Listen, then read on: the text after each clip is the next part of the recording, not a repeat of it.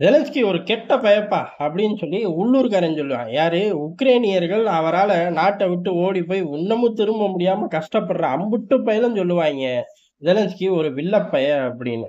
ஆனா ஜெலன்ஸ்கி ஒரு வில்லன் அப்படின்னு ஐரோப்பாவும், அமெரிக்காவும் சொல்லுது. இதுதான் ஆச்சரியத்தோட உச்சம். காரணம் என்ன அப்படின்னா, எங்குட்டு ஆயுதத்தை எல்லாம் வாங்கிட்டு போய் பலி குடுக்குறான் ரஷ்யா கிட்ட. பலி குடுத்தது இல்லாம, அந்த ஆயுதம் பறிபோனது அப்படிங்கிறத எங்ககிட்ட சொல்றதுக்கு முன்னாடியே ஆயுதம் குடு அப்படிங்கிறான். ஏன்டா ஏற்கனவே உள்ளது அது போச்சே அப்படிங்கிறான். இப்படி கதற ஆரம்பிக்கிறார்கள். ஆனா இந்த கதறலோட கதறலா ஏகப்பட்ட விஷயங்கள், ஆயுதங்கள பம்ப் பண்றதுக்கான ரூட்டையும் அமெரிக்கா, ஐரோப்பா எடுக்குது. அதனால தான் இந்த யுத்தம் இன்னும் தொடர்ந்து நடந்துகிட்டே இருக்கு. 2 வாரத்துல 4 ஃபைட்டர் ஜெட்டுகள பலி குடுத்துட்டாய்ங்க. அதுவும் F-16 ரகத்தையே பலி குடுத்துட்டாய்ங்க. ஆனால் இன்னமும் எனக்கு F-16 வேணும் அப்படின்னு சொல்றாரு. சரி எப்படி போச்சு? ஒரு தோல்வி அப்படின்னா அதுல ஒரு நியாயம் வேணும். ஒண்ணு பெர்ஃபார்மன்ஸ்ல போயிருக்கணும். இல்ல பைலட்டோட திறமையில போயிருக்கணும். ஆயுதத்தோட திறமை போச்சா? பைலட்டோட திறமை போச்சா? அப்படின்னு கேட்டா, அந்த டேட்டாவெல்லாம் ஜெலன்ஸ்கி தரதே கிடையாது. யுத்தம்னு வந்தா 4 ஆயுதம் கிழியதான்யா செய்யும். அப்படிங்கிற மாரி குடு, குடு, குடு அப்படிங்கிறாரு. ஆனா இவர்களும் தர தயார் தான். இப்ப என்ன இவர்களுக்கு வருத்தம் அப்படின்னா, ரஷ்யாவ இழுத்து விடுறோம் சரி, ஆயுதத்த விக்கிறோம் அதுவும் சரி. ஆனா அந்த ஆயுதம் ஒண்ணும் சிறப்பா பெர்ஃபார்ம் பண்ணலைங்கல. அடுத்தடுத்த யுத்த காலத்துல நம்மள பேர வலிமை குறைஞ்சு போயிராதா அப்படின்னு என்றார்கள். பேர வலிமை குறைஞ்சு தான் போகும். ஆயுத சந்தையில அப்படியே கொழுந்து விட்டே எரியணும் அப்படிங்கறக்காக உலகத்த கொளுத்துற அந்த பாவம் சும்மா விடுமா அப்படின்னு கேட்டா, இந்த மாரி தான் தூக்கி போட்டு மிதிக்கும். ஆனா இது பூரா அன்னை அமெரிக்கா சம்பந்தப்பட்ட விஷயம்ல. அதனால அன்னை அமெரிக்கா அடுத்த கழகத்த உருவாக்கிட்டான். இந்த பயலுக்கு தெரிஞ்சதெல்லாம் சகுனி வேலை, பிடிச்சதெல்லாம் சகுனி வேலை. இப்ப அடுத்த கட்டமா உக்ரைனுக்கு ஆயுதம் தரமாட்டேன். தண்ணீல எழுதி வச்சுரு. தயவு செஞ்சு ப்ளீஸ் எனக்கு நேரம் இல்ல அப்படிங்கிற மாரி தான் ஒட்டுமொத்த உலகமும் பதிவு பண்ணுச்சு. அவரும் வெட்கமே இல்லாம தண்ணீல எழுதிட்டு அடுத்த ஸ்டேட்மெண்ட்ட விட்டார். ஆயுதத்த தர்றேன் அப்படின்னு.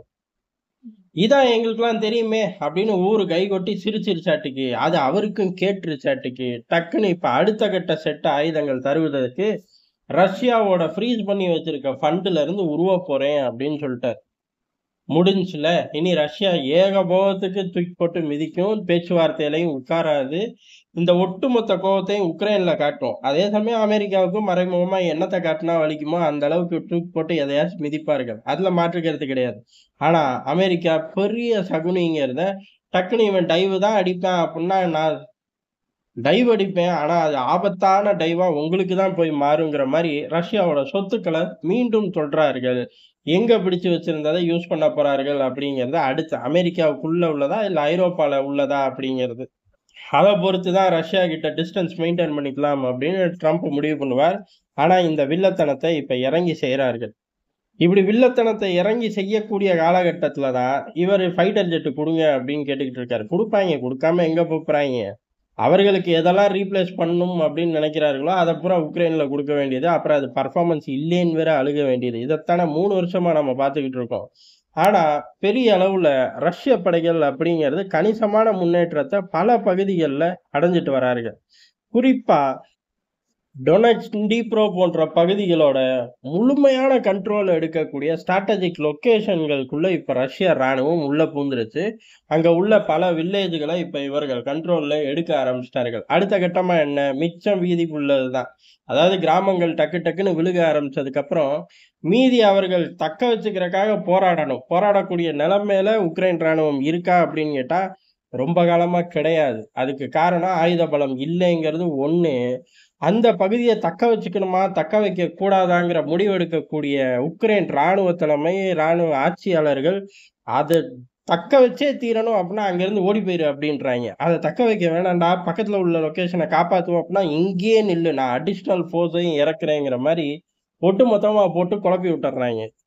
இப்ப டொனெட்ஸ்லயும் அதான் நடக்க போது பாரேன் அப்படின்னு சொல்லி உள்ளூர் டெலகிராம் சேனல்கள் எது உக்ரைனிய டெலகிராம் சேனல்களை கழுவி ஊத்துறார்கள்.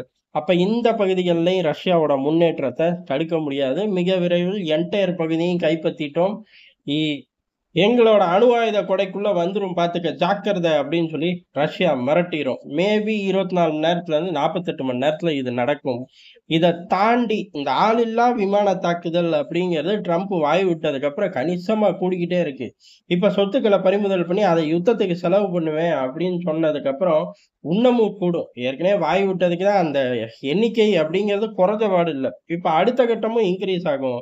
என்ன இப்ப 500, 600ன்னு போகிறது, அந்த 1000, 1600ன்னு போனாலே ஆச்சரியப்படுறதுக்கு இல்ல. ஏன் அப்டின்னா, இப்ப கடந்த இரவு கூட 590க்கும் மேற்பட்ட ஆளில்லா விமானத்த உள்ள அனுப்பிச்சு விட்டுருக்கார்கள்.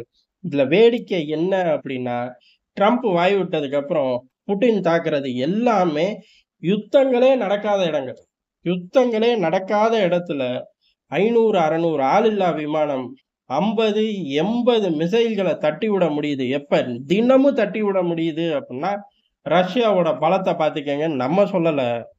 ஐரோப்பால உள்ள ஏஜென்சிகளே சொல்றார்கள். அதனால பார்த்து பக்குவமா நடந்து பின்வாங்கிரு. அமெரிக்காவ நினைச்சு முன்னேறி போய் நாசமாக்கிராத நாட்ட அப்படின்னு சொல்லாத குறையா அங்க உள்ள ஏஜென்சிகள் எழுதுறார்கள்.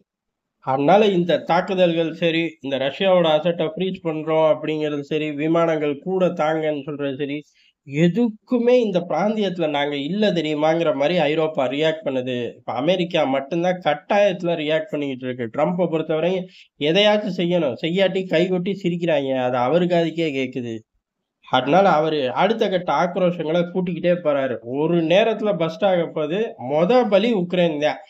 அதுக்கப்புறம் இவர்களுக்குள்ள என்ன நடக்கும் அப்படிங்கிறதெல்லாம் நம்மளால கணிக்க முடியாது, தெரியாது. மேக்ஸிமம் இவர்களுக்குள்ள சண்டை, வம்பு அப்படிங்கிறது வராது. குறுக்க எவனையாச்சும் போட்டு தூக்கி போட்டு மிதிக்கிறது தான் 2 பேருகளோட ஸ்டைலு. அதுல பலி உக்ரைன் அவன். அடுத்து ஐரோப்பா சிக்குதா இல்லையான்னு நம்ம பொறுத்திருந்து பார்ப்போம்.